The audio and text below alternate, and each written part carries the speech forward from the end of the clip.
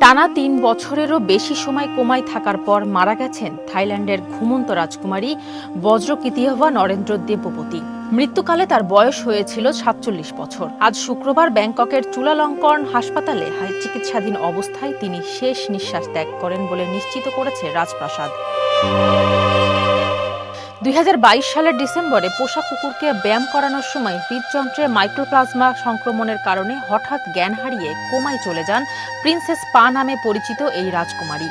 থাই রাজা মহা ভজিরালঙ্কমের জ্যেষ্ঠ সন্তান বজ্রকিতিয়াভা ছিলেন রাজসিংহাসনের অন্যতম বৈধ উত্তরাধিকারী। তিনি কেবল রাজপরিবারের সদস্যই ছিলেন না, বরং একাধারে কৃতি আইনজীবী, কূটনীতিবিদ ও সেনা কর্মকর্তা ছিলেন। যুক্তরাষ্ট্রের কর্নেল বিশ্ববিদ্যালয় থেকে আইনে ডক্টরেট ডিগ্রি অর্জনের পর তিনি থাইল্যান্ডের অ্যাটর্নি জেনারেলের কার্যালয়ে আইনজীবী এবং ২০১২ থেকে ২০১৪ সাল পর্যন্ত অস্ট্রিয়ায় থাইল্যান্ডের রাষ্ট্রদূত হিসেবে দায়িত্ব পালন করেন।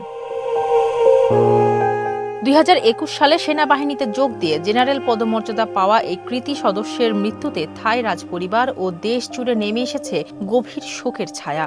রাজপ্রাসাদ জানিয়েছে, খুব শীঘ্রই তার রাজকীয় অন্ত্যেষ্টিক্রিয়ার আয়োজন করা হবে। ফারজানা হাসিন, মানবকণ্ঠ।